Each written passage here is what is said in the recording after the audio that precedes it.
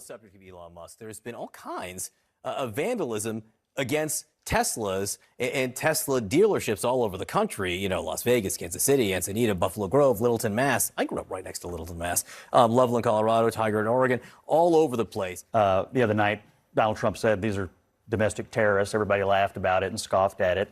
That video looks like terrorism to me. I mean, it's obviously an organized, coordinated effort, however people are communicating with each other, to do this to people around the country who chose to buy a Tesla at some point in the past, many of whom I'm sure are Democrats who bought them in the first place, all because their entire political worldview is ruled by their emotions.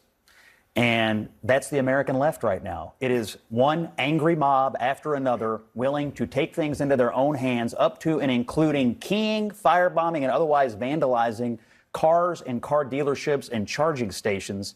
It's outrageous. It is terrorism. People ought to be put in jail and left there for a very long time and be taught a lesson. So this right here, what's going on with a guy who helps our country, who runs successful companies, who doesn't have to be doing this, and now one of his companies is under systematic terroristic threat and violence all over the country, and people seem to be laughing about it or fine with it. It's outrageous. I've sat at this table and had people say, we should cut Elon Musk from the government totally. He rescued our astronauts today. Is that what we want?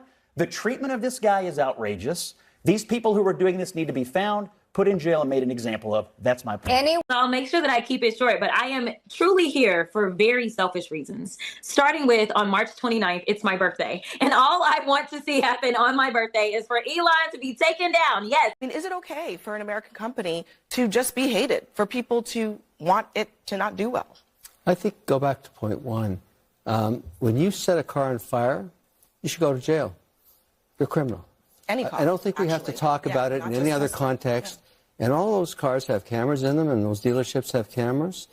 You're beyond being stupid when you do that. You're going to go to jail, and you now have a government that just got their mandate. They can't wait to find idiots that do this. You're going to spend 5 to 20 years in prison. If they get them on terrorism, which I think is a stretch, they will have no parole, no shortened sentence. They'll rot in hell in prison for 20 years. And frankly, as far as I'm concerned, that's okay. Breaking in, shooting a car, setting on fire, nothing to do with the politics, nothing to do with Tesla. You are a criminal, and you should go what about the broader to question jail. about the protest factor? I mean, you heard what protest? We are mobilizing in New York. We have people going to the Republican districts and going after these Republicans who are voting for this and forcing them to either change their vote or face the consequences. This is a long, relentless fight that we fight every day. And I am confident that we will bring Trump's popularity, numbers, and strength down if we keep at it and keep at it and keep at it. When conservatives didn't agree with Bud Light, we just stopped buying their beer. But when Democrats disagree with a company like Tesla, they turn into ISIS. See this. White women with at least a college degree, the only group of white voters that really kind of is on the left politically, aligned with progressive causes, democratic politics. Give you an example here. It's that DEI question, right here, that we asked about in our poll. We had two big statements we read to voters. Basically, do you want to continue DEI programs, or do you think they should be ended? And again, look at this divide here. White men, no degree, end it. White men with a degree, end it, they say. White women, no degree, end it, they say, by double digits. And then white women with a college degree, completely different by a nearly 40-point margin, they say, to continue DEI. I really don't recognize my party. I don't recognize its principles. I surely don't see any leadership. I don't want to give full credit to President Trump for breaking the Democratic Party, but it surely is in disarray and, most importantly, completely rudderless. And what I saw my governor and friend Tim Walz say today was appalling. And I don't want it to mean any individual directly, but I'm just shocked that someone who should know better read the room so poorly. I liked him for a long time. Yeah. But this is nonsense. And by the way, and just as you said earlier, What you said about cheering the tanking of Tesla stock, not only does that hurt a lot of Minnesotans who have their money in pension funds, it hurts Tesla employees. This is one of the world's foremost innovative companies based in the United States of America. No elected official should ever demean an American company like that. It's nonsensical. And then to call him a South African Nepo baby.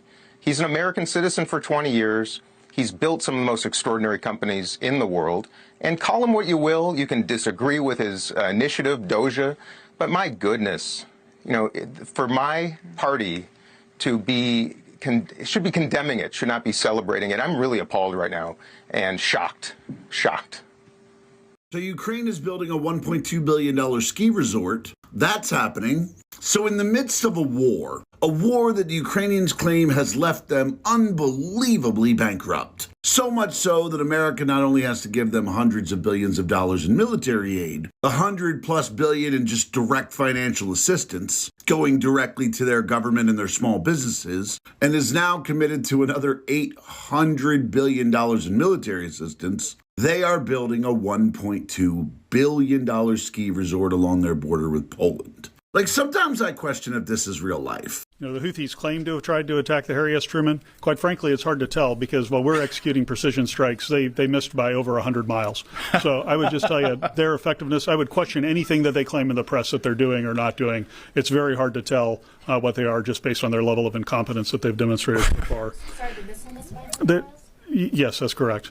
There's also been a number of other attempts to interdict vessels in the Red Sea using UAVs and some cruise missiles as well. All of those have been easily defeated by our fighter aircraft that are there. General Grinch throwing shade at the Houthis from the podium. I love it. Some of the folks in here know that my previous job, I dealt with the Houthis quite a bit. Yes, you did. Yes, you did. Happy to throw shade at them. Should I do this? It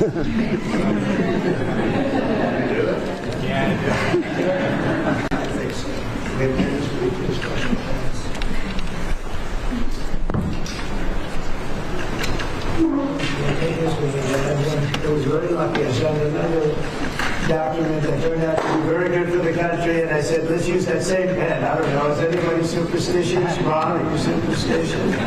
Let's use that same pen.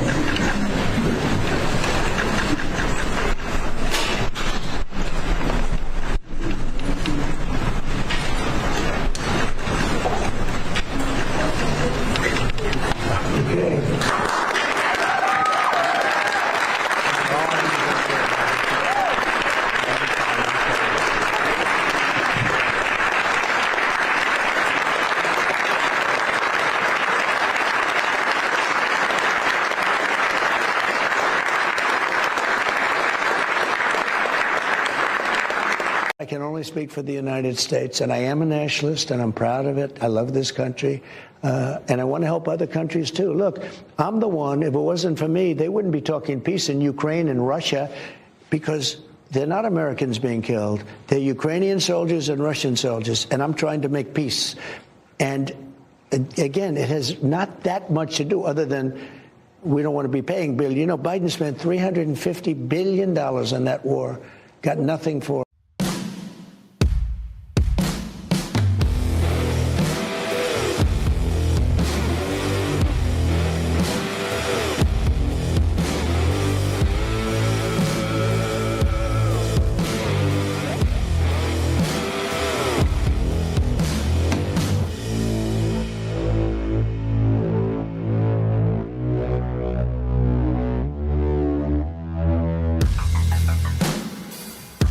All right, Thursday night, and we are live. Hope everybody's doing good. As always, be blessed in Jesus' mighty name. Let me say it to everybody in the chat. Granite 2468 is on. 11 Carl 11 is on. JD Wool's on. Waterline 46 is on. Just Fact is on. Lady Boo's on. Robin Aroni is on. Tim L. T-Bird is on. Chopper Supernut's on. Michelle Tall is on. Charlie 340 is on. D9597 is on. Prayer Works 2 is on. USA Abbey Girl is on. Sammy Jr. is on. Mike Griffith's on. Becklin 60 is on. Alaska Man is on. Gritterdom is on. Charlie 340's on. Judy Anita's on. Golf Master 1 is on. Slylant is on. Dave Souders is on. Hanslick Donovan is on. Bascom Avenue is on. Sunwoo 45 is on. Hassle-Free TV is on. Veronica 18201 is on. Neanderthal Soup is on. Conservative Waffles on. Todd Suff is on. Keeper 1376 is on. Big Jim Go Blue is on. Mike Clean Sanchez is on. Milwaukee James is on. Let me see here. Gucci Buckeyes on. Joe Heathen is on. Rafa 9821 is on. Lisa Kinzer is on. Uncle Wally is on. TJT1 is on. S. Clark is on. Stephen Toms is on. LA 106 Times is on. JBC 2020 is on. Let me see. Scrolling down to the bottom here. Deb Powell 50 is on. Those Jesus People is on. Andrew Hernandez 2 is on. John Phillips is on. Let's see if I missed anybody. Female Man is on. Jenna Fogg is on. Scrolling down. Producer Aaron is on. Gartyrrel. Don't know how to pronounce it, but hello from Minnesota. Hello back to you is on. All right, love you guys. Appreciate each and every one of you. Let's hop right to this. Elon is under attack, as everybody knows. Townhall.com video. Joe Biden, this MAGA crowd. Let's look at who really are the violent people now in comparison to who accuses people of being the violent people. Joe Biden, the MAGA crowd, is really the most extreme political organization that's ever existed in American history. Play for me. Here it is, double standard, loud and clear. This MAGA crowd is really the most extreme political organization that's existed in American history. They are threatening political violence, and they are attacking our democracy. These Republicans and others are creating an environment of political violence. They are putting Americans at risk. Democrats have never endorsed political violence, but he will go to a rally and he will endorse it. This is the equivalent of playing with a loaded gun and then it backfiring on you. Your reaction, Caroline? I heard the word extremism. What's extreme is the Democrat Party today, which is now applauding this political violence and domestic terrorism taking place across our country. What's extreme is the modern day Democrat Party, who wants President Trump to turn around planes full of gangsters, rapists, murderers, and foreign terrorists to bring them back to American soil. What's extreme is the Democrat Party that wants to keep men in women's sports and bathrooms and locker rooms. And what's extreme is a Democrat Party who wants to continue to spend hundreds of billions of dollars a year on useless government agencies that have done nothing to advance America's interests. Again, I will reiterate, President Trump is standing up for common sense and basic and fundamental American values, and all of this empty rhetoric from the left will not stop this president from doing what's right for the American people. So they call us the most extreme, and they call us the most violent. You guys side by side that one for me. They call us the most extreme and the most violent, but where is the extremism and where is the violence? We've never tried to take away anybody's speech. We've never done anything violent. They'll always say J6, but J6 obviously was a Fedsurrection, and there were MAGA people that did stupid things, none of which was violent, really. The violent stuff was done by feds, really, in the crowd. That's my opinion, but they're the ones who either stirred it up and instigated it, the Federal Bureau of Investigation, the FBI.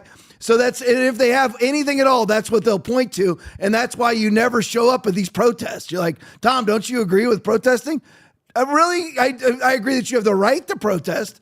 But would I actually show up at an orchestrated protest outside of maybe the March for Life that's been going on for years? No, because it's just like Enrique Tarrio was facing 22 years in prison because the FBI had infiltrated the Proud Boys. And he ends up getting charged with seditious conspiracy. He never did anything conspiratorial or in any way seditious. So how in the world was he charged? But they did it anyway because they infiltrated the Proud Boys.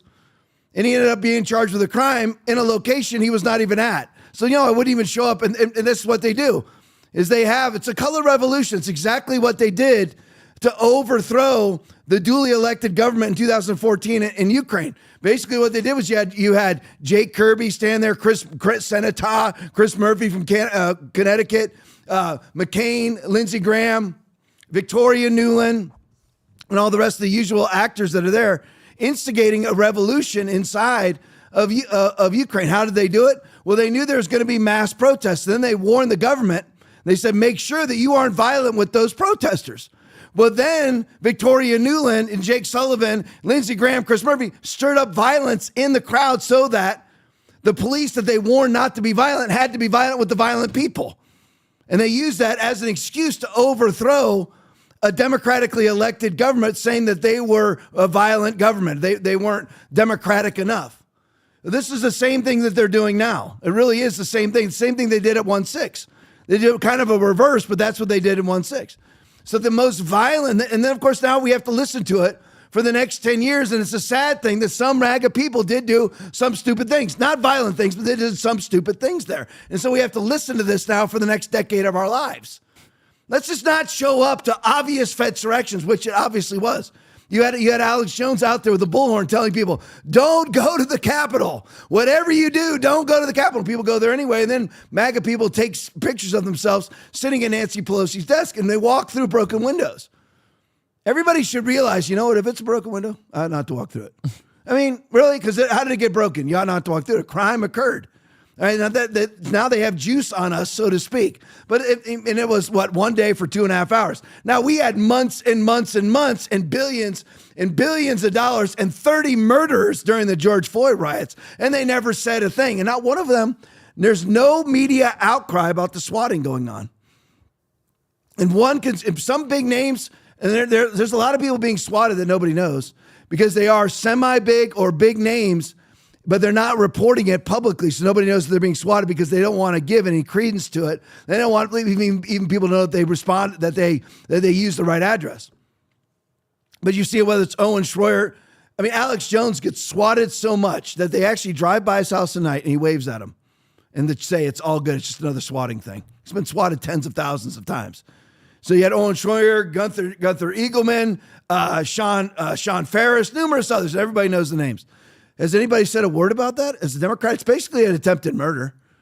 I mean, you think about it, all these cops have AR-15s pointed at these people because they believe that some atrocity is going on. And what's really interesting about it is during the Owen Schroyer swatting, he's sitting out there. I don't know if it was the Owen Schroyer one or the Joe Pags one. I can't remember which one. So don't hold me to it, but one of those, because I was listening to it on Alex Jones. But anyway, I'm sitting out there, and the person who actually called in the fake swatting call was still on the phone claiming to be Owen Schroyer while Owen Schroyer was standing there, or Pags, whoever it was. They're sitting there. And I mean, nobody's on the Democratic side. First of all, what are the cops doing? Well, where's the response from the cops? There's not a very good response because a lot of these things are in liberal jurisdictions like Austin, Texas. But anyway, so where is the public outcry from Democrats about swatting people? We've seen Tim Pool get swatted over and over again. And you've seen it be different. Obviously, we can name them one right after another. There's no outcry at all. There's no outcry about this either. And I know this is the Trump Tower one with the Cybertruck many, many months ago. But by the way, I was just there, a month or two ago, and the burn marks are still there near the sprinklers up there. The Trump, my son stayed in the Trump Hotel. It's absolutely beautiful. If you ever go to Las Vegas, that is the place to stay. It's absolutely beautiful. The people are so nice, and they have the best Trump shop you have ever seen. I'm telling you, it's Trump paraphernalia. It's awesome. But anyway, so there's no outcry at all. But you have people like Rick Wilson from of course, the Lincoln Project, and he actually puts this out on Twitter, which has now caused him to be banned off of Twitter. Kill Tesla, save the country. And then Rick Wilson will call somebody like me. He's banned me. Rick Wilson banned me. I mean, all I did was comment on his Twitter about what an idiot he was. I don't know why he banned me. But anyway, and he and I actually had it back and forth at one point too. But anyway, so he will say, kill Tesla, save the country, and then call you violent. That's how deranged and repulsive these people are. Let's go to the next one. Willie Brown video. And that's actually the tweet, by the way, that he made. He actually went through the painstaking efforts of making a tweet of the Cybertruck burning. Willie Brown video at Gunther Eagleman. Rick Wilson has done this before. Play it for me. And the donor class can't just sit back on the sidelines and say, oh, well, don't worry, this will all work itself out. They're still going to have to go out and put a bullet in Donald Trump. And that's a fact. Do we ever talk like that? Do any of us ever talk like that? Of course, we're the only presidential candidate who has actually had an attempt on his life even once has been a Republican. Not one time, not once for Hillary, not once for Al Gore, not once for Biden, not once for Obama. None of them have had an attempt on their life. Not one. The only congressman that's actually been shot was Steve Scalise by a Bernie Sanders supporter. And I'm wondering why it is that they didn't all call for Bernie to be charged, because they wanted Trump to be charged for the things that went on at 1-6, because Trump said nothing. Trump just challenged the election and then told everybody to peacefully and patriotically protest, but they said that he instigated 1-6 and he needed to be charged. First of all, when is instigation ever a criminal offense? It's not. Please read your statute books. Even if you instigated somebody to commit a crime, it's not in and of itself a crime. I'm not talking about that you planned and that you went and you hired a hitman. Because where is the line of instigation? If you say something that's an instigation, so when is that ever a crime? Because the exact same thing happened with Bernie Sanders. Bernie Sanders, the reason why you had the shooter go out and shoot Steve Scalise and try to basically murder every Republican senator and congressman out there practicing for the congressional baseball game, the reason why that happened was because Bernie Sanders said that Republicans were murdering people because of their Medicaid and Medicare positions. So he went out there and shot him up. Why isn't Bernie Sanders responsible? Because we have a ridiculous, biased media that likes to pretend like they're not biased. Here's more on Rick Wilson. Put that up there for you. Here's, I think this is like his last tweet or something. Elon Musk has frozen my Twitter account for 30 days. Good, goodbye. When you actually, listen, I am not one for, controlling speech necessarily, but we all got to hear for how many years was it? For banning speech, censoring speech. I hate all of that. But how much, and again, we're always hearing about, no one's above the law until a Democrat commits a crime, then they are above the law. And then they all talk about, well, private companies have the right to do whatever they want to do. Well, enjoy it, Ricky. Enjoy it, little Ricky. Enjoy it, because now you're banned and now you can enjoy the very things that you advocate. But by the way, you can't really, it's pretty much established on all social media platforms that you can't actually say kill something. And you're gonna be banned if you say kill Tesla, save America. That is absolutely calling for violence. So he lost his account for 30 days. All right, let's go to the next one. This is the most disturbing thing. I'm telling you, Brent. I'm telling you, Aaron. I'm telling you, the 739 people that are watching right now. This is the most disturbing thing that I've seen probably since the rollout of the vaccines and the idiocy involved in it. Right here, this sole video. How long is this video, Brent? 39 seconds. So this 39 seconds. This is the most disturbing thing I've ever seen, because it speaks to the heart of the Democratic Party, which is at this point a demonic, repulsive people. Absolutely repulsive people. Sarah Rose video. And wokeness video. While you guys like domestic terror, this side by side this, Aaron, so it gives us some context. This is The Daily Show. The host right here, some no-name idiot, I don't know. But he goes, wow, you guys like domestic terror. That's what he actually said to the crowd, because The Daily Show's audience applauds the domestic terror incidents against Tesla. Play it for me. Jim, they're taking to the streets or the parking lots. Tonight, the FBI and ATF now investigating multiple cases of possible arson targeting Teslas and Cybertrucks. This dramatic video shows multiple cars in flames. Police say the attacker used Molotov cocktails. It's the latest in more than a dozen instances of arson and vandalism targeting Tesla. The same suspect shot more Teslas with a gun. Tesla Cybertrucks were set on fire in Kansas City, and earlier this month, shots fired at a Tesla dealership in Oregon. Cybertrucks on fire in Seattle. Wow, you guys like petty acts of domestic terrorism, huh? Cool. Jim, look how he laughs at the end there. It's okay, Aaron. I'm doing what you're doing. What I told you to do. You're good. Tonight, the FBI this is unreal to me. Keep the volume up really loud. Cases of possible arson targeting Teslas. That right there is the most disturbing thing I've seen in America since the vaccine rollout. Police say the attacker used Molotov listen to this crowd. I know you already heard it already, but I just have to more than a dozen instances of arson and when do vandalism Republicans targeting ever Tesla? act like The that? same Then we're suspect accused shot of more being Teslas with a gun. the Tesla violent ones. Cybertrucks were set on fire in Kansas City, and earlier this month, shots fired at a Tesla dealership in Oregon. Cybertrucks on fire in Seattle. Wow, you guys like petty acts of domestic terrorism, huh? Cool. Jim. Okay, let's bring it back to me. People now, I get, maybe you guys can chime in, you can help me out. I guess it's because people live now in a virtual world, not understanding that people could easily die. I don't like electric vehicles. I don't. I may end up buying a Cybertruck just to thumb my nose. And I would like to say something more vulgar, but thumb my nose at the left. And plus it charges your house for 3 days. But anyway, I may do that. But here's one of the problems with electric vehicles is that when they light on fire, man, they really light on fire, and it's almost impossible to put them out. Yeah. People could have easily died. And you have first of all, let's go back to front. You have the idiot host laughing about it. I'm just wondering, see, like for me, whenever I'm about to laugh at something, whenever I'm about to take any sort of stand, I think, how would that affect me? Like, part of the reason why I'm a Christian is because honestly, I don't want to burn in hell. A lot of times the only reason why I don't sin is because I wish it was because of virtue, but it's not. It's because I don't want to burn in hell because I think of the consequence.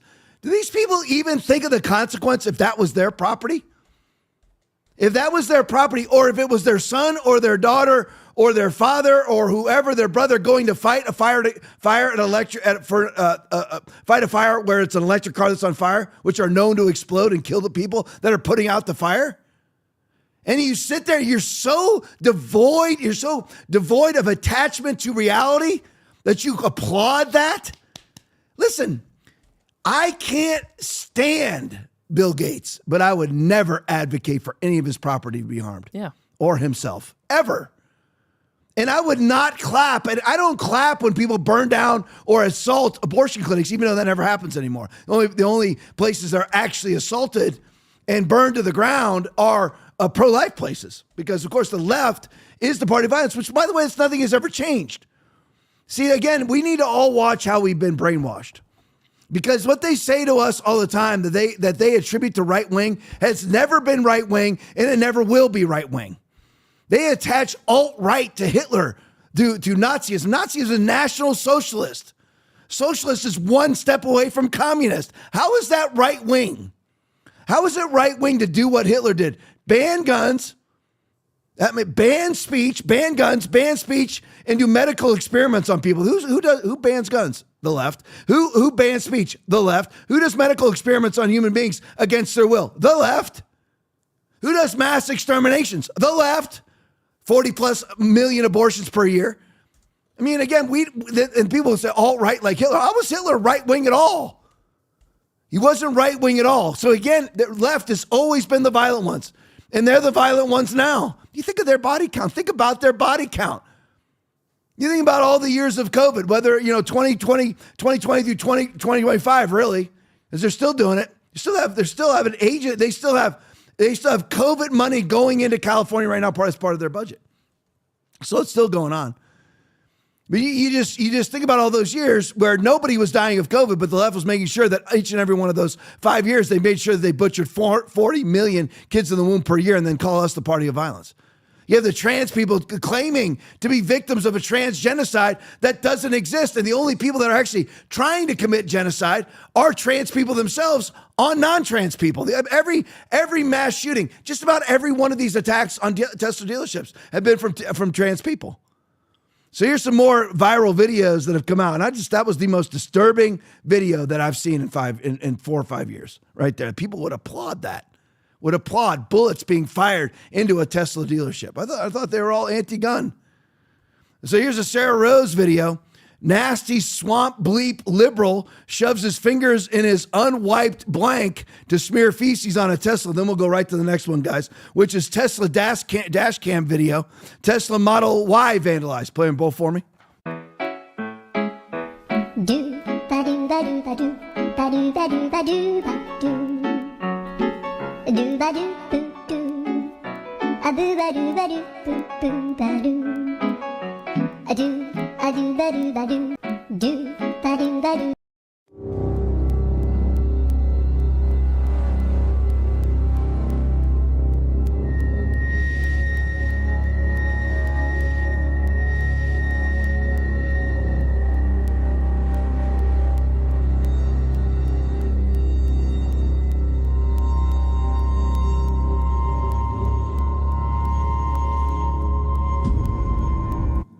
Aaron, I'm going to change what I just told you. Just play them both side by side whenever you can. Just run right after the other and keep them muted. First of all, I just have to comment. If you were to guess who would wipe their feces on a Tesla, on a Cybertruck, you would absolutely, this would be the embodiment of that image. This guy right here. I mean, he's got moops right there. That would be the absolute, if you were to say, who is it that I would picture? You know, who is the absolute embodiment of who I would picture that wipe their poop on a Tesla truck? It'd be a guy that looks like this. I mean, how is this? You just keep rolling it back and forth. I got a lot to say about this guy. What does this guy have going in life? I mean, let's look at this guy.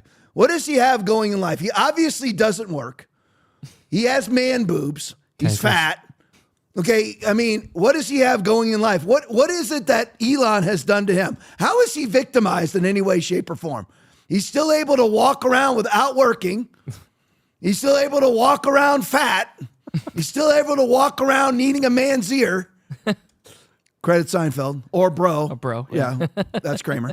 But anyway, which one was man's ear and which one was Bro? But anyway, either one. But so there you go. I mean, that is absolutely the embodiment, the epitome of the left. And then go to the next one for me, Aaron. So, I mean, this one here, Aaron brought up a very valid point. How stupid are you? All the cameras are always on. You're finished. This guy's done. This is felony vandalism. You're done. You are absolutely finished right here, right now. I mean, you're so stupid. And it's the same thing with the other guy. I don't know if it's actually a crime to wipe your poop because you didn't actually do damage to the vehicle. But, I mean, maybe a clever prosecutor could figure out a way. But anyway, because someone would have to clean it, so maybe for the cleaning costs, you could count that as vandalism. But this guy's done. I mean, look at what an idiot. You mean, and now he looks right at the camera. You're done. I mean, again, the left is very virulent. They are very zealous, but they are stupid people. Look at this guy. You have nothing better to do at night than this.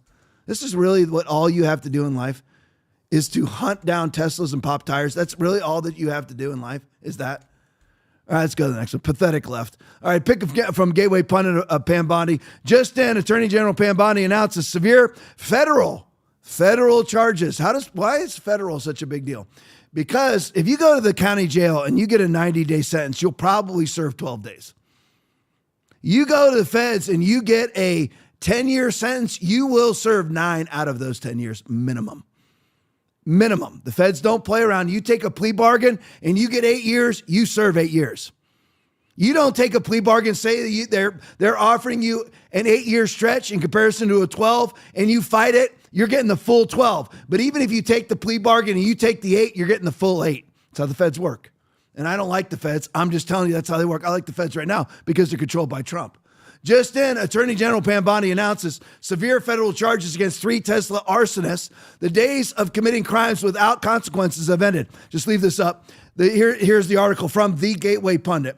The Trump administration has delivered brutal news to the scumbags torching Tesla cars and dealerships across the country.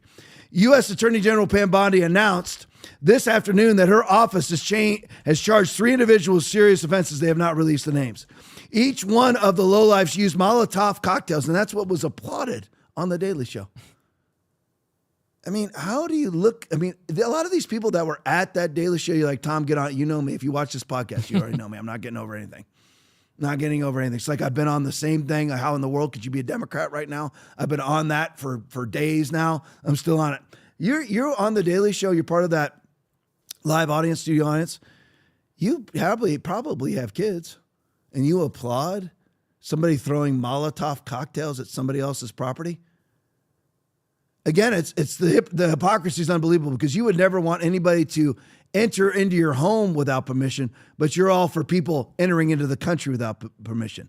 So when you actually have to live with your own policies, you will actually hate them.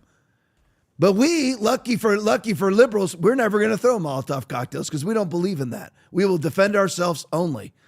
If we lost and Ford was a major sponsor of whoever runs against Trump, we'll say, I don't even want to say because it makes me throw up in my mouth. And I know that J.D. Vance is going to win the next 2 presidential elections after this one. But anyway, if Trump doesn't run in 2028, if not, it'll be Trump again, then Vance for 2 more. Then we'll have actually another 12 years after this 4 years. But say Trump lost to Kamala and her major sponsor, just pretend, go back to old school, old times, that Bill Ford, because he was just, the man who built Ford, and his name's Bill. Bill Ford was a major sponsor, now a major part of the Harris administration. Not one of us would ever do anything against Ford. Not one of us would go attack a Ford dealership. Not one of it. We never do. We never do. Nobody can send me one video of a right-winger committing any act of violence. None. I'm literally not kidding you. Not one. There's no videos. I'm just wondering, if you're a leftist, don't you ever look at a conglomeration of evidence? Don't you ever look at a spectrum of evidence and say, if there's no evidence to support my views, maybe my views are wrong. It's like what I always tell people at the church. If you are basing your quote unquote Christian life on something that's not a Bible verse, then it's not Christian. There's no evidence that it's Christian. It's the same thing here. If you have no evidence that you're right, then you have to be wrong. There's no evidence that right-wingers ever committed act of violence. J6, we'll show up. Go look at the videos. Let's make sure that we pick apart each and every person who instigated the violence in those particular scenarios. But anyway, I digress. Back to Pam Bondi here. Each one of the lowlifes used Molotov cocktails to set Tesla dealerships and cars ablaze. The days of committing crimes without consequences have ended, Bondi said in a statement. Let this be a warning. If you join the wave of domestic terrorism against Tesla properties, the Department of Justice will put you behind bars. The first accused domestic terrorist was arrested after throwing eight Molotov cocktails. 8. And the people on Daily Show applauded this. At a Salem, Oregon Tesla dealership, let's all wonder, is this a she-male? She, probably somebody who calls herself Adam, whose name used to be Alice, and she's just somebody with a prosthetic penis. She was also armed with an AR-15. The second suspect was arrested in Loveland, Colorado, after using Molotov cocktails to set fire to multiple Teslas. Authorities later discovered the individual had possession of materials used to produce additional incendiary weapons. The final perp wrote vulgar messages targeting President Trump before lighting charging stations on fire in Charleston, South Carolina. The Gateway Pundit previously reported on Tesla attacks at 2 of the locations mentioned in the DOJ release, Salem, Oregon, and Charleston, South Carolina. It has not been immediately confirmed whether the arrests are connected to these attacks covered by Gateway Pundit or possible separate attacks in these cities. So each suspect faces 5 to 20 years in prison. And so right now they will get a minimum of 5 years in prison. They will spend the next 5 years in federal prison if they take the plea. Now that's minimum, because what they'll probably do is say, you know what, 5 to 20 years, you take it to trial. And by the way, the Fed's success rate is 98% at trial. So if you go to trial, sadly, because of corrupt judges a lot of times, but anyway, I digress. But their success rate is 98%. So what they'll do is offer you, okay, you know what, you can do 12 years. Instead of, if you go to trial and you lose, you're going to do 20. And so they go a plea bargain of 12 years. A lot of these people are going to spend a decade or more in prison for what they've done. And all those idiots, and see, you sit there and you clap while you're on, and you go, yes, and you cheer for this while you're on the Daily Show. I wonder if all those clappers and cheerers are going to support the people that are going to now spend the next 10 years in prison. I wonder if they're going to do that. Of course not, because those people who are clapping and cheering don't live in the realm of reality. All right, let's go to the next one for me. Alpha News video. Kevin O'Leary slams bozo Tim Waltz. Play it for me. I'm talking about Tim Waltz and his comments about the Tesla stock. He says it gives him a boost to see that stock going down. That poor guy didn't check his portfolio and his own pension plan for state. It's beyond stupid what he did. He's talking down a 3.5% weighting in his own pension plan. I mean, what's the matter with that guy? He doesn't check the well-being of his own constituents in his state. I mean, that's their investment fund. Point, what a bozo. The Minnesota Tesla State Board of Investment, they have 1.6 million shares in Tesla in their retirement fund, 211,000 shares in a non-retirement fund. It's a relatively small amount, but that's one company, one single stock, and that's because Tesla is a huge part of the tech growth. But this is not the first time that companies have been in the crosshairs of protests. I mean, Republicans have protested companies all the time. So, of course, you had Tim Waltz make his idiotic statement that we played on the podcast last night. I have Aaron digging it up for me right now, so we'll just play it again. It's only a couple seconds long to give this context. So Tim Waltz comes out and says he has this app. I don't know what this app is. Many of you probably do, where you can see, I guess, stock ups and downs, buy it, whatever, wherever they stand. Stock trades, stock action, whatever it is, stock movements, and there's an app, you can just pop right up. And he says what makes him happy every day is to look up Tesla and see that the stock is tanking. That's what makes him happy. Well, Kevin O'Leary, obviously a venture capitalist, actually knows what he's talking about. Not a fake soldier, fake combat veteran, stolen valor combat veteran like Tim Walz, who's not a combat veteran at all, although claimed numerous times that he was, bold-faced lying. So not the fake football coach, Tim Walz, who says, what was it he said about the a pick six, that we tried a pick six. Try to run a pick six. Yeah, we tried to run a pick six. Yeah. That person has absolutely no idea what they're talking about. Speaking of that, play that for me. Hang on my phone. I don't know, some of you know this on the iPhone. They've got that little stock app. I added Tesla to it to give me a little boost during the day. 225 and dropping. So, and if you own one, we're not blaming you. You can take dental floss and pull the Tesla thing off, and take out, just telling you. So there you go. And then obviously, again, showing people how to actually damage a Tesla. But he goes on the stock app to make himself happy every day. He likes to look at the Tesla stock that's temporarily tanking. Elon knew this was going to happen. He knew it was going to tank. He doesn't need it. He's making billions off of SpaceX. Probably SpaceX is the most, did you know this? SpaceX is the most sought after company on the planet. What do you mean by that, Tom? It means that everybody, who else is gonna, Elon, how many satellites does the man have flying around the earth right now? Everybody wants a piece of SpaceX because if you actually put it on Elon's rockets, it's going to be successful.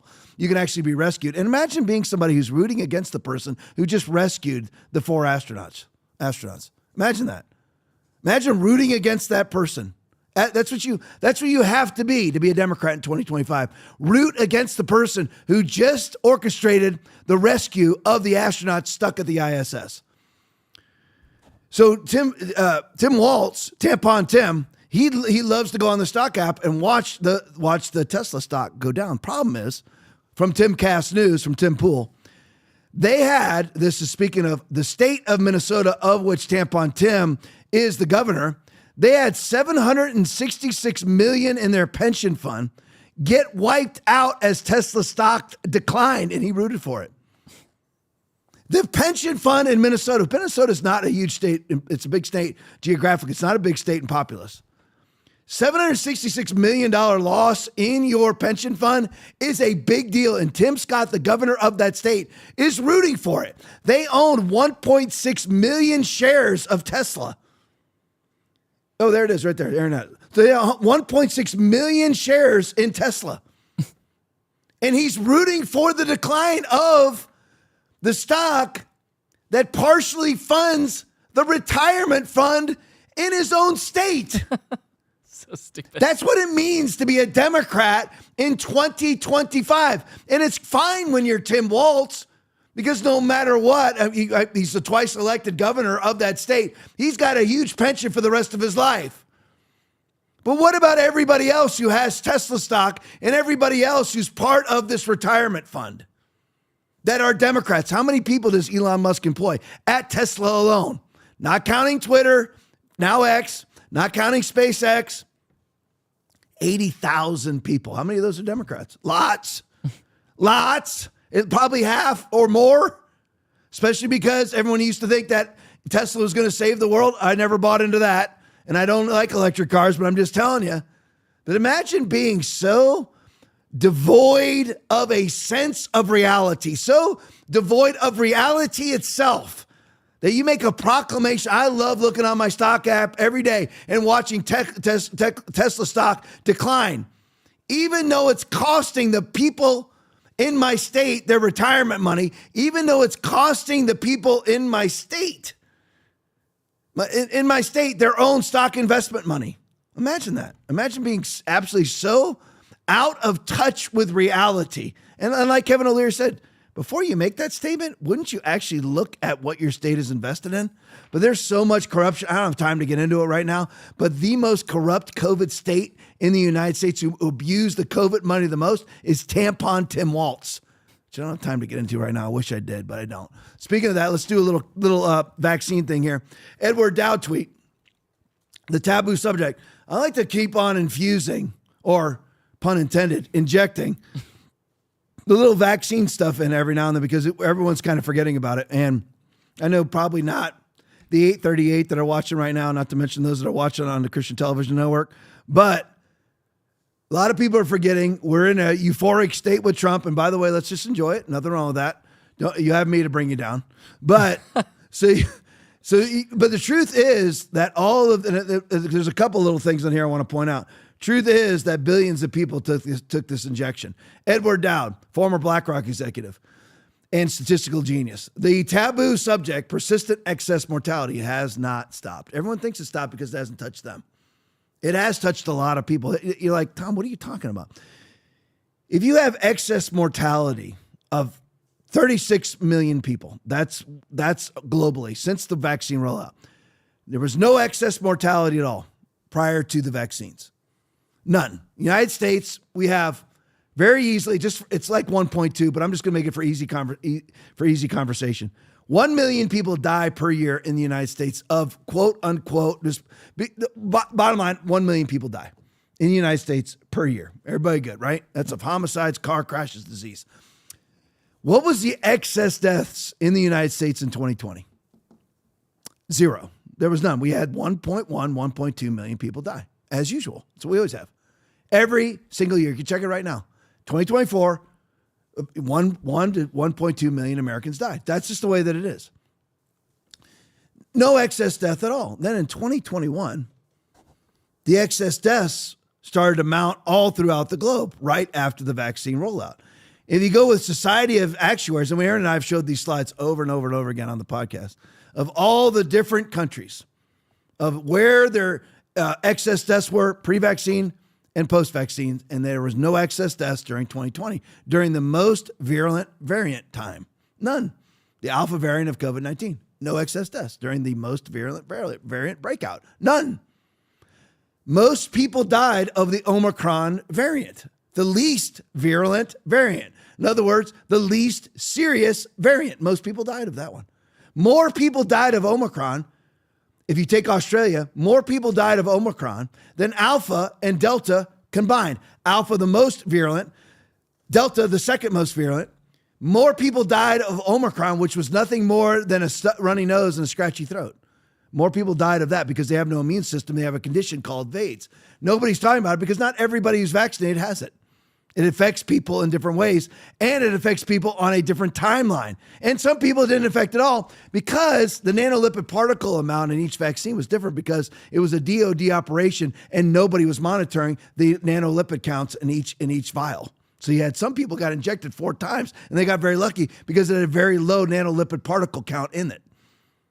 Because nobody's monitoring them. They're supposed to be refrigerated. They weren't, whatever. I don't have time to get into it. I could do it right now. If I start talking about vaccines, show's over. And I can't believe it's already 9:47 because I didn't really feel like talking tonight. But it's already 9:47. But anyway, the taboo subject, persistent excess mortality. Nobody's talking about it right now because we're all talking about Trump and we're talking about battling Democrats, as we should. The Swiss insurer blames COVID. So it's starting to come out now. I mean, it's not really coming out. But the Swiss insurer is blaming COVID. That's the lie. Every long COVID symptom is a vaccine side effect. COVID itself now is a vaccine side effect. The culprit was the mandated solution, the vaccine. And even with this new administration, the sounds of silence. Yeah, we haven't heard anybody talking about COVID vaccine yet. Now, it's only been, what, Aaron, 60 days? Something like that? Not to mention, this is the part that I wanted to put out there. This part, and then the bottom, the subtweet from December 6, 2024. Not to mention 9 million children got the magic juice in the last year. 9 million kids have been injected in the last year. We're talking about 2024. People are still stupid enough to vaccinate their child with a gene-altering non-vax that's called a vax. Bottom tweet. Under a pessimistic scenario, we expect excess mortality to remain elevated until 2033, above pre-pandemic expectations. And let's discuss how often Ed Dowd is wrong. Never. He's wrong about as often as Alex Jones is wrong. Seriously, like 5% of the time, 4% of the time, 3% of the time, something like that. That's it.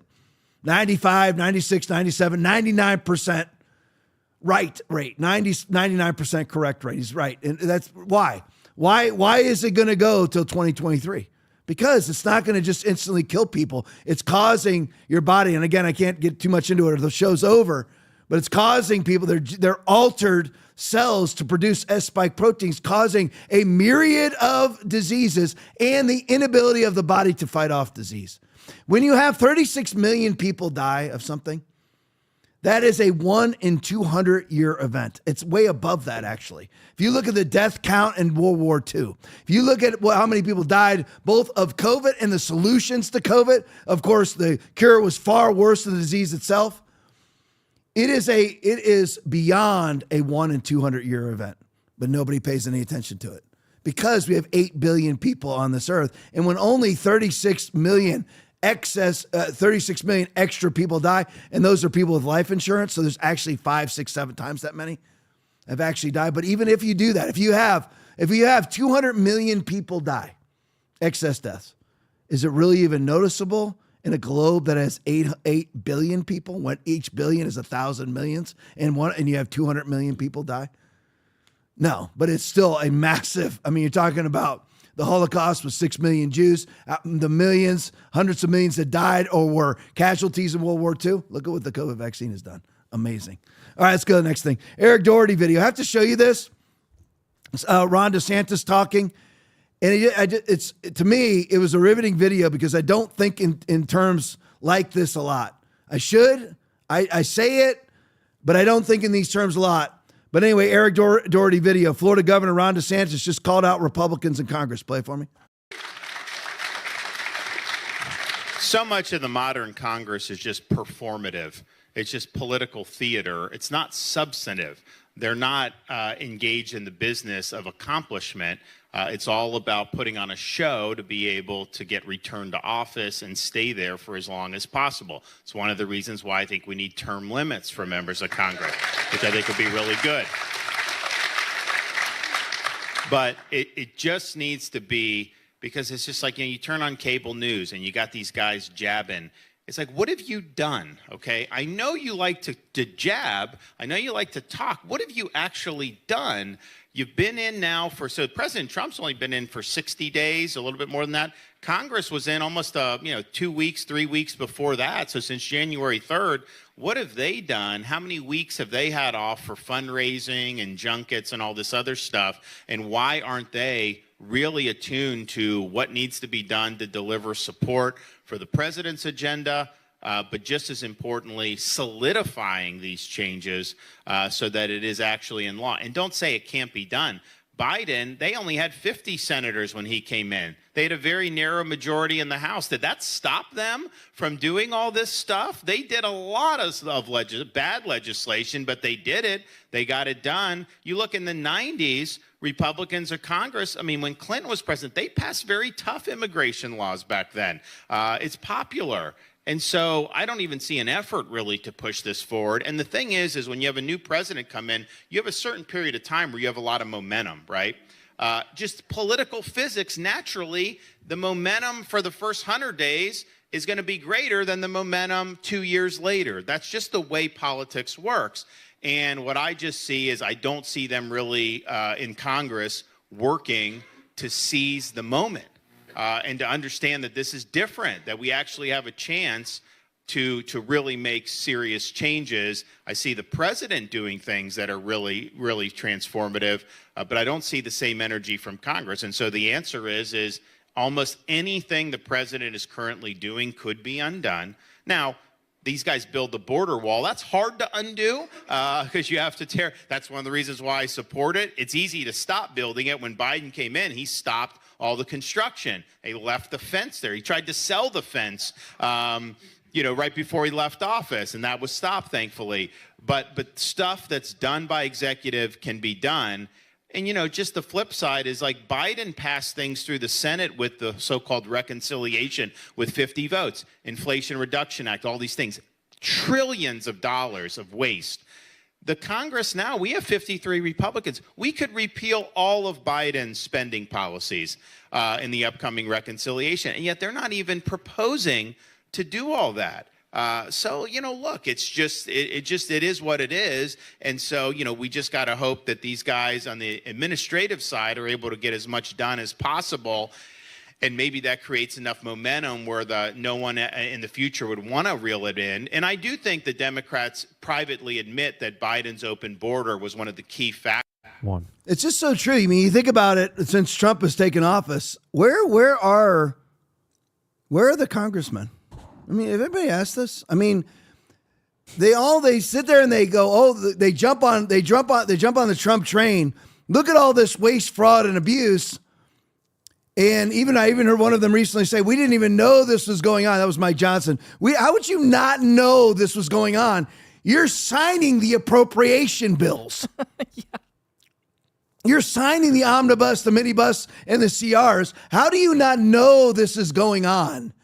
And then they do nothing. I mean, honestly, Tom, are you voting Republican? Yeah, listen, when Greg Steube runs again, and I like Greg Steube, I'm voting for him again. That's my congressman. I'm just saying they do nothing.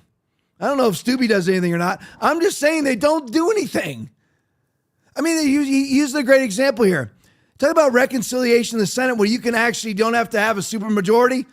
You can just pass it with a 50% majority with 50 votes to pass all. That's what how did the Green New Deal, the Inflation Reduction Act, which was the Inflation Production Act, how did that all pass via reconciliation? Why we have a slim majority, same exact slim majority they had. Why are we not passing anything right now?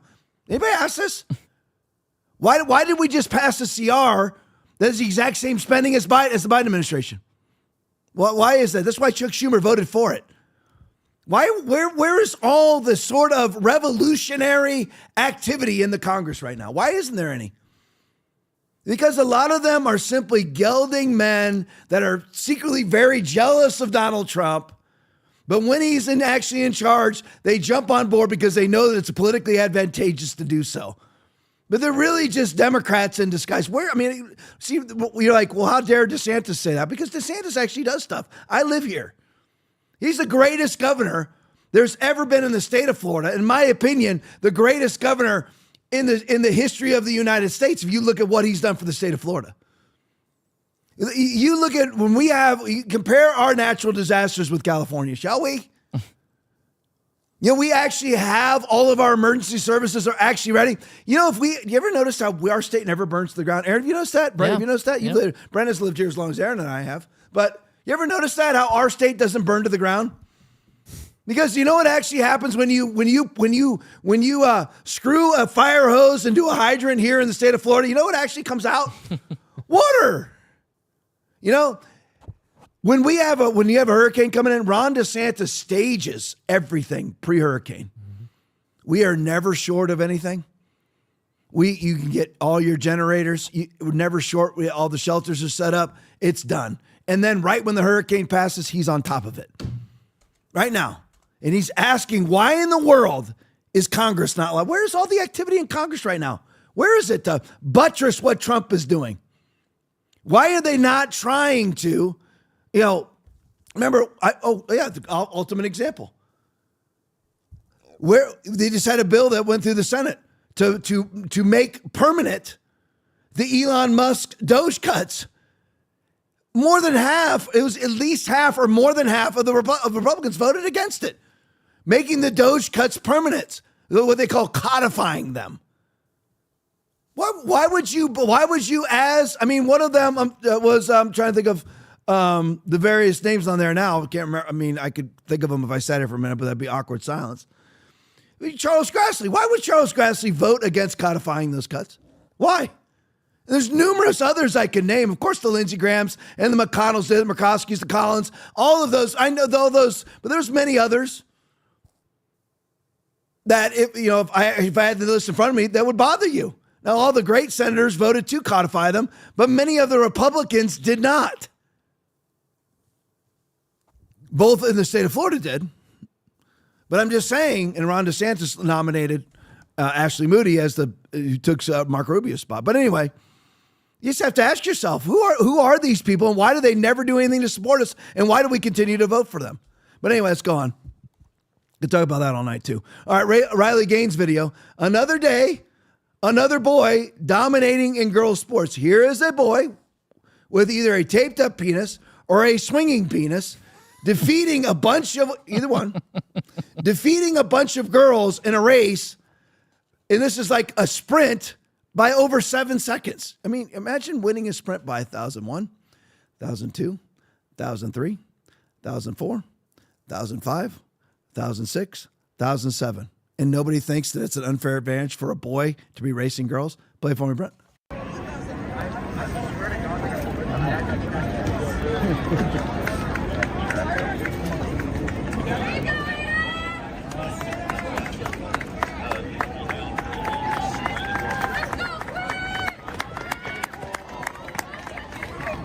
Come on, Kelly!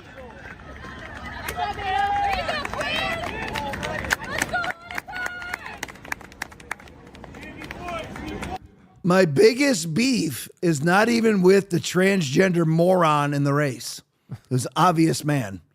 My beef is, oh, great job. The parents that allow their daughter to compete with a man. And you're like, well, big picture.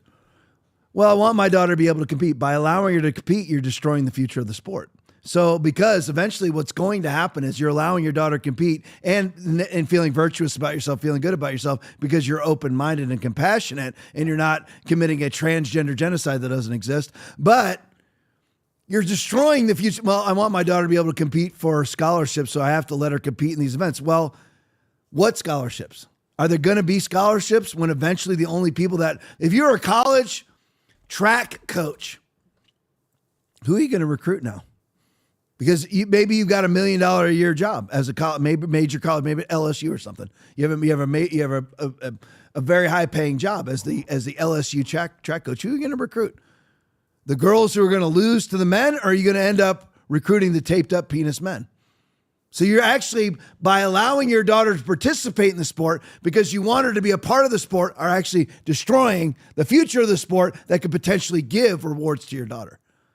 So what everybody needs to do is not participate when there is a man racing against your daughter. That is actual virtue. The rest of it is cocaine virtue, just stimulus in the moment virtue.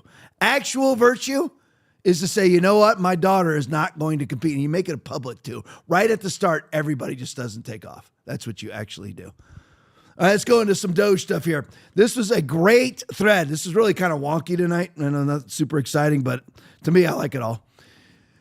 This is a Luke Rosiak thread on Twitter. Just absolutely unbelievable. Doge part of the show. The waste involved in this particular agency, which is the Federal Mediation and Conciliation Service, which we actually touched upon last night.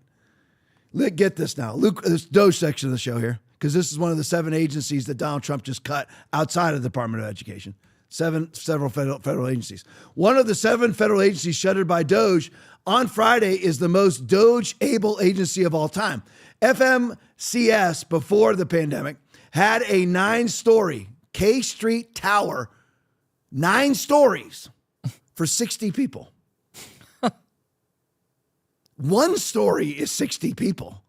9-story on K Street for 60 people that never showed up. Only 6% of the employees showed up to work.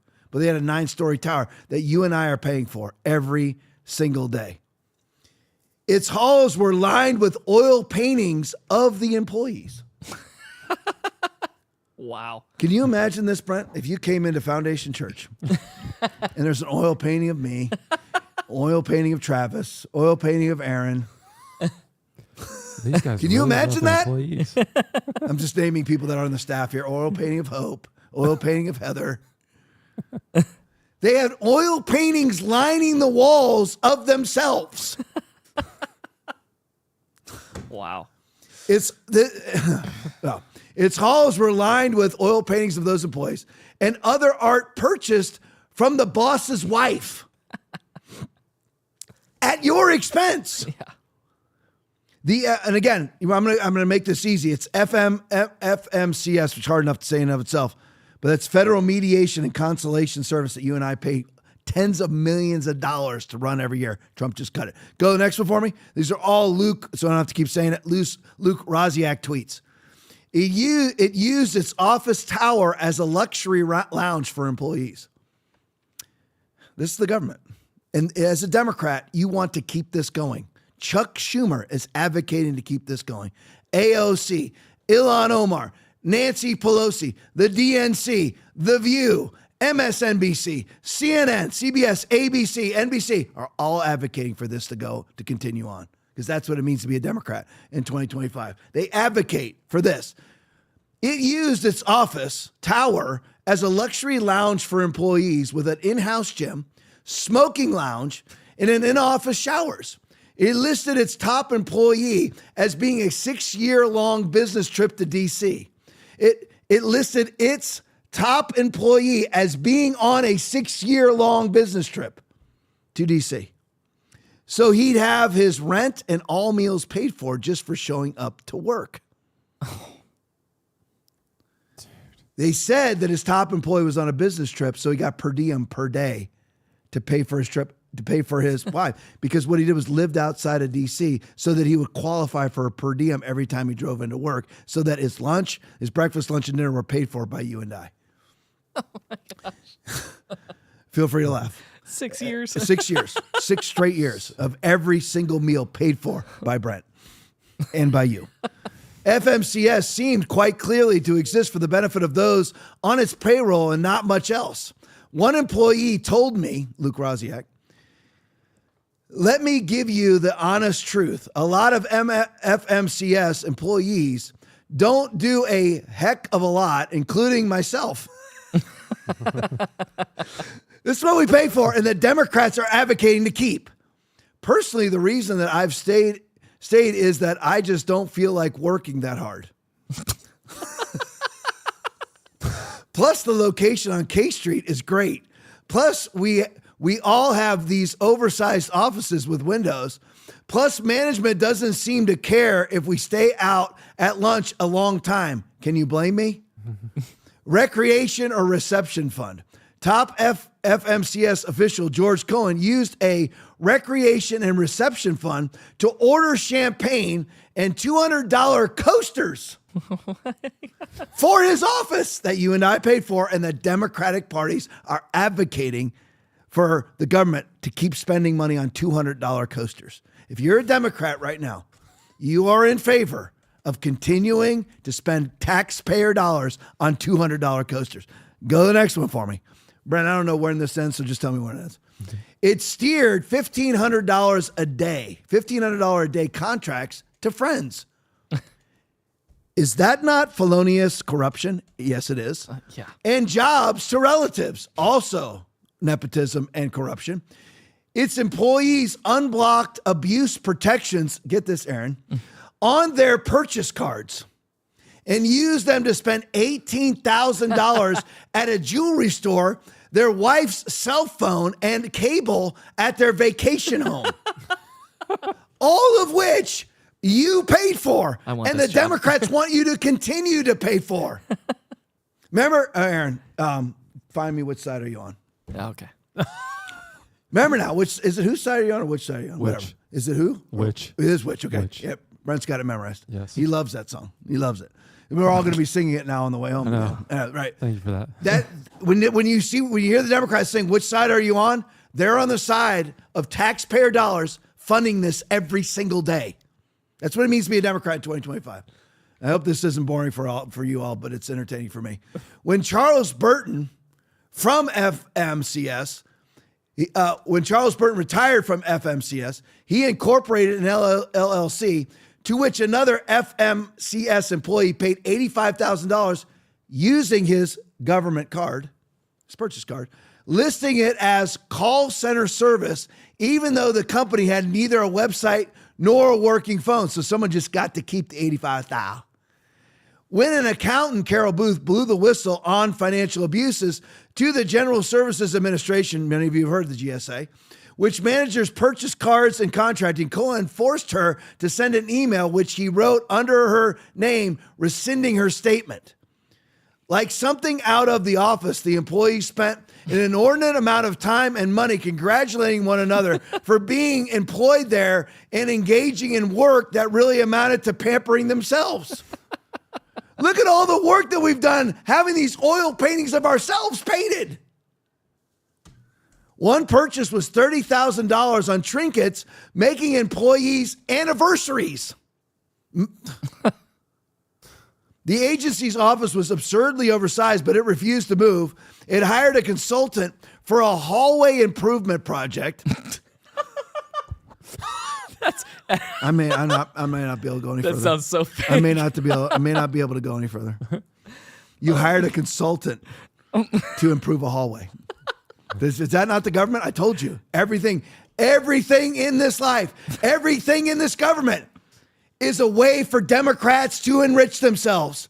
That's all that, not Republicans, except for the extreme rhinos, for Democrats creating government agencies like this one, FMCS, or any other one you want to name. They create either a government agency to enrich themselves, solely and completely employed, staffed by Democrats, or that agency then creates an NGO that's totally and completely staffed by Democrats, and then they hire other Democrats as consultants for a hallway improvement project to decorate. What? Is that the oil paintings? Yeah, it could be.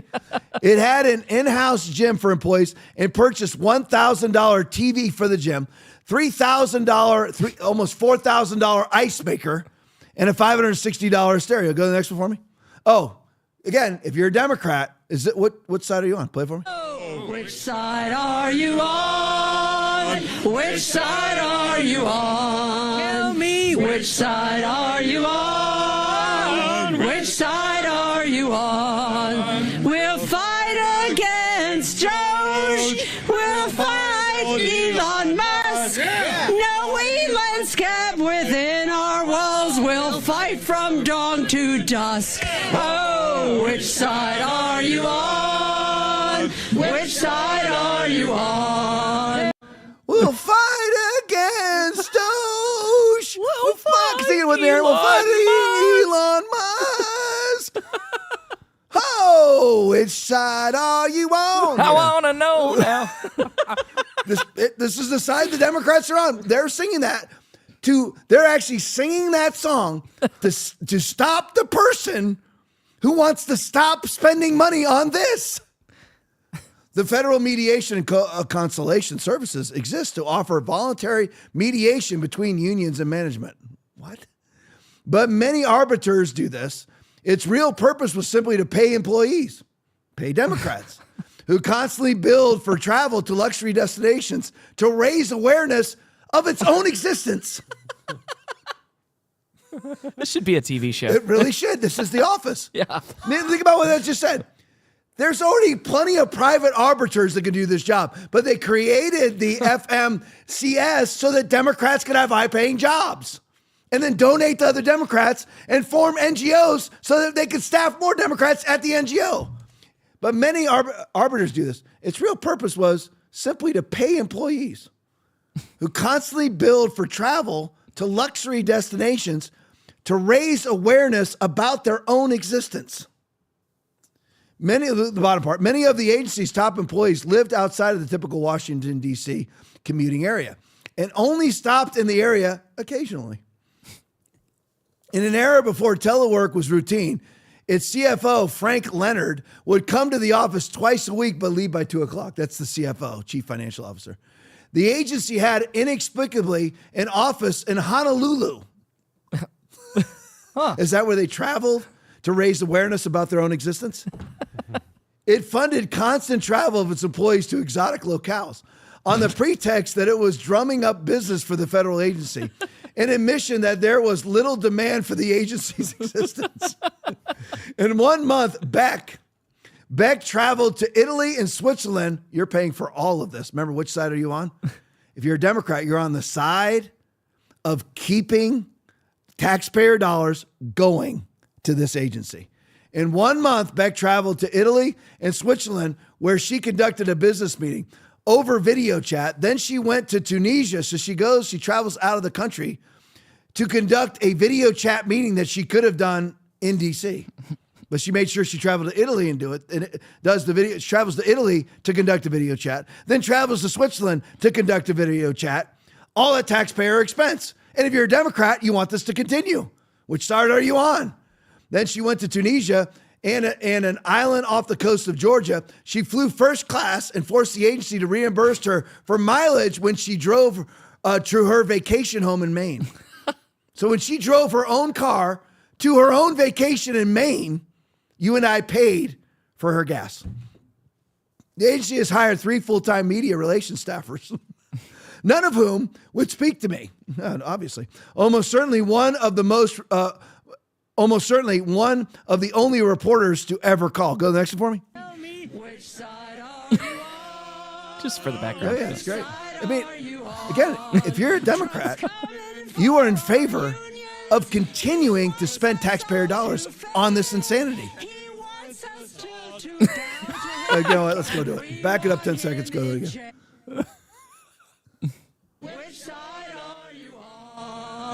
Put it on the screen. Which side are you on? There we go. Which side are you on? Trump's coming for our unions. He wants us all to fail. He wants us to bow to him, but we want him in jail. Oh, which side are you? All right, bring it back to me. There you go. Unreal. Truly. All right, here we go. It's preposterously titled and audacious. It's preposterously entitled and audacious employees even leased a BMW with a government card. Oh. When investigators and auditors sounded the alarm about blatantly illegal conduct, FMCS fired them. Even the few work-related expenses were ridiculous. One purchase was $30,000 on trinkets, making employees' anniversaries. The agency's office was absurdly oversized, but it refused to move. Okay, we got that part. Go to the next one for me. FMCS existed as a slush fund for employees to live luxury lives. There was no expense they wouldn't bill to the government. One charged the feds for his personal storage unit used to store photo albums of his dog, Buster, even after he retired. Oh my gosh. Scott Beckinsale, a top agency official, was paid $174,000 a year, but that wasn't enough. He had his duty station listed as Iowa so that he could have all his living expenses and food paid for in D.C., where he lived and worked. Did everybody get that? He said officially that he lived in Iowa so that whenever he was in D.C., where he actually lived and worked, he would get a food and travel allowance every single day, 365. Where he lived and worked as if he was a 6-year-long business trip. So anyway, FMCS hired a former mail carrier who lived in Pennsylvania, Luann Glazier, for a high-level DC-based job and agreed to pay her to stay in a hotel for half of every month, even though it would have been easy to find someone better qualified who didn't need to be put up in a hotel simply to do her job. Paul Voigt, a human resources official, was listed as living in D.C. even though he actually lived in Wisconsin in order to fraudulently obtain higher cost of living pay. So they did the reverse there. The guy actually lived in Wisconsin, but so that he would get Washington, D.C. pay, they claimed that he lived in D.C., which all this is felonious fraud. All right, that's good. Even though I got more, that's good. It's 10:18. All right, Rumble Rants tonight. J.L. Burke Jr., $100. Thank you so much for that. Seriously, thank you so much. Texas Billy, my personal friend. He's a good friend of mine. Appreciate you, brother. $50. Robin Aroni, $50. Thank you guys so much in the rant. Love you guys in the chat. Stick around for the post game. Friday night tomorrow, 9 o'clock, as always. Love you all. God bless you. God is way different than most Christians think that he is. That's why many of them get startled and walk out of here. They honestly believe that God is some sort of all-accommodating, tolerant God. He is not. How are you tolerant when Jesus himself said, I am the way, the truth, and the life. No man cometh unto the Father but by me. How are you tolerant? John 14:6. If you go to John chapter 6, 53 through 67, many of his disciples went back and walked with him no more. Many of them. A lot of them, most of them, got up and left, and Jesus basically just theoretically, why are you leaving? Because it's hard teaching. Who can take it? Because God is different than people think that he is. It's a hard teaching. Jesus comes up and tells people, you got to eat my flesh and drink my blood. They're like, what is this guy, some sort of cannibal? No, God is different than people think that he is.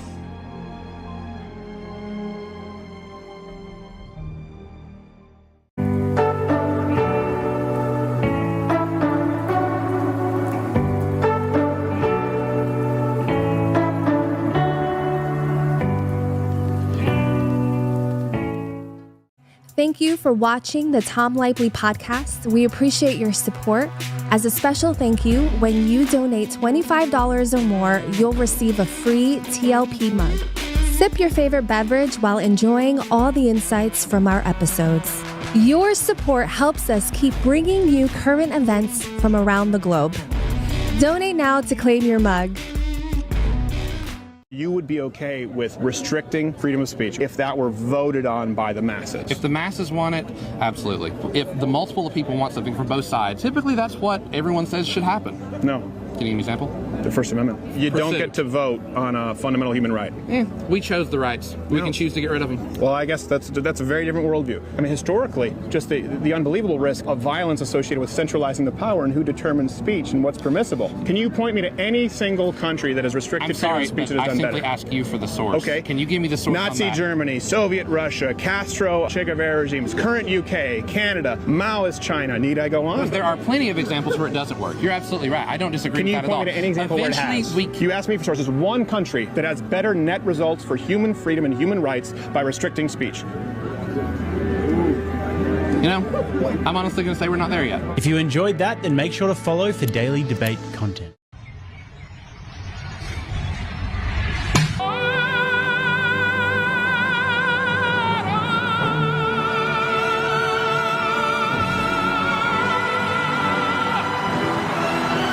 Joining me now is Ned Ryan, American CEO. Ned, great to see you tonight. It seems that the goal of this crowd is to kind of create the same panic about climate change that they successfully created around COVID. Do I have this wrong? No, you have it correct. I mean, first of all, we have to accept the World Economic Forum is a fanatical political organization that uses fear and manipulation like COVID hysteria, like the hoax of global warming, to really facilitate people thinking that somehow they're the saviors, but really all you're doing is helping them accomplish their goal, which really is a global public-private fascist movement and fusion of big government, big tech, big money to create a technocratic ruling elite, which conveniently is them. And really, Laura, if you want to look at it a different way, too, with the World Economic Forum, they want to create feudalism 2.0, in which we are serfs and they are the lords ruling over us. You'll have nothing and be happy is one of the things that comes out of Davos. That's what they're aiming for.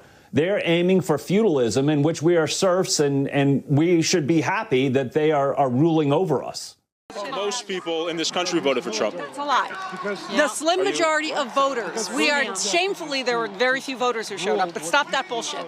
It is not a majority of Americans. It's bullshit. He actually won the popular vote. I am telling you, it was a slim majority of voters. Are you hearing me? Because I can sign it if you want. That is why you're not supposed to spread the bullshit that most Americans are looking for this. Because people care, then they vote.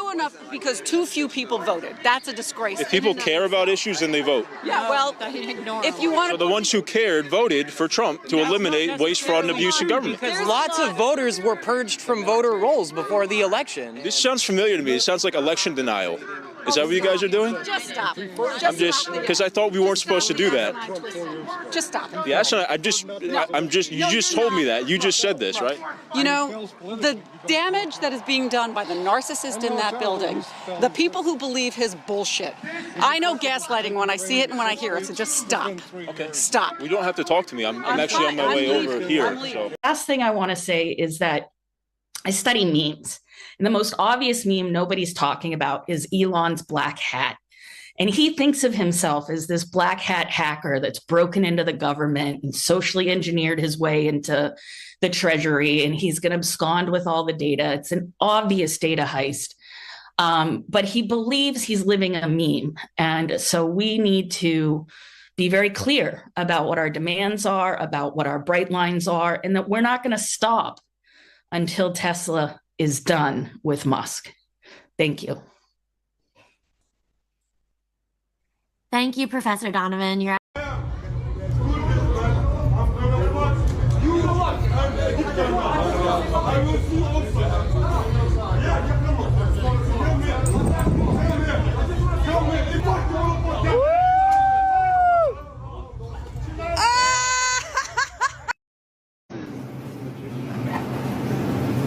Very good. Woo. That's awesome. That's one.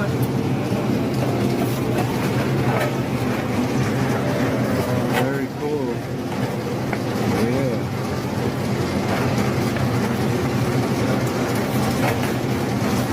That's awesome. Wow. Thank you.